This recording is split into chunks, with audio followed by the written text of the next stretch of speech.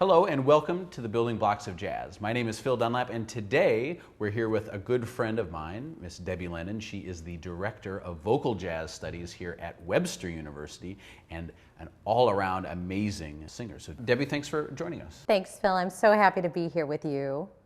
So today we're going to talk about the importance of the lyric. And beyond the printed words on the page, we're going to talk about how you can take those words and how you can delve into those words and how you can add your own personal stamps by using certain devices and inflections. So Debbie, what does that mean to you? Well, I think for the singer, the text delivery is the most important thing. And one of the things that I like to tell my students is don't get so involved with your sound. Be more meaning what you say. Be more intention driven in the lyric, in the story. And you always want to find your own personal stamp in the song to make it your own, like the use of vibrato, coloring, text painting, inflection. And I brought along a song that I thought we could try that with.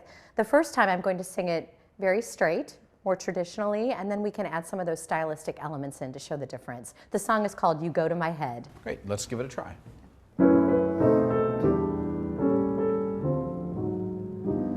You go to my head.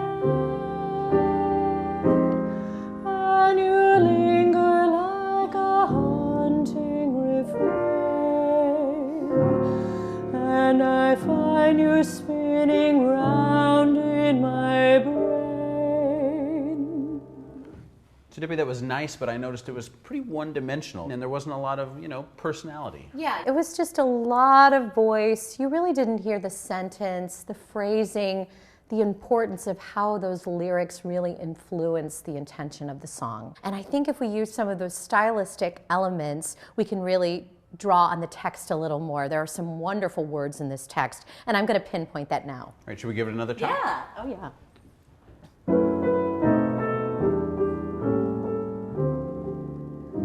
You go to my head, and you linger like a haunting refrain, and I find you spinning round like the bubbles in a glass of champagne. Wow, I can really hear the difference in how you emphasized different words and the use of vibrato and the different colors that the tone of your voice was pretty amazing. Yeah, and I think you're just drawing on your imagination and the way you hear music, and I think it really just brings so much personality to the song. So what about changing the tempo or the groove of a tune? That can totally take the lyric in a brand new direction. Like the song It Might As Well Be Spring by Rodgers and Hammerstein. It's from the musical called State Fair.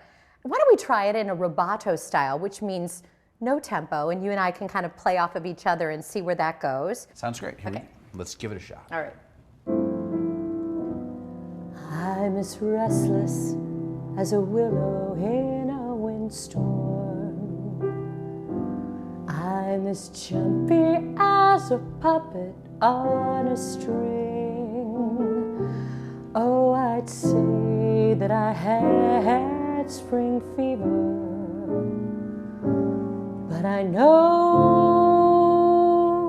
it isn't spring.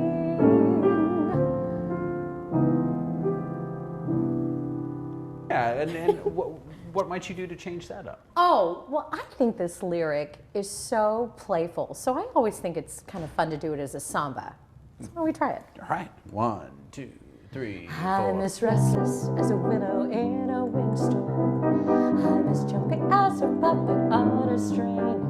Oh, I'd say that I had spring fever, but I know it isn't spring. I am starry-eyed and vaguely discontented, like a nightingale without a song to sing. Oh, why should I have spring fever when it isn't even spring? Well, it's great to see how things like interpreting the lyric and tempo changes can really help add a personal touch. So thank you for stopping by and sharing some of your insights with us. It was great to be here with you. Thank you for playing for me, Phil. And thank you at home for joining us. We hope to see you next time here on the Building Blocks of Jazz. But until then, Debbie, I think I need another shot on this samba. What do you think? Sounds good. 1, 2, 3. I'm as restless as a willow in a windstorm. I'm as jumpy as a puppet on a string. Oh, I'd say that I had spring fever, but I know it isn't spring.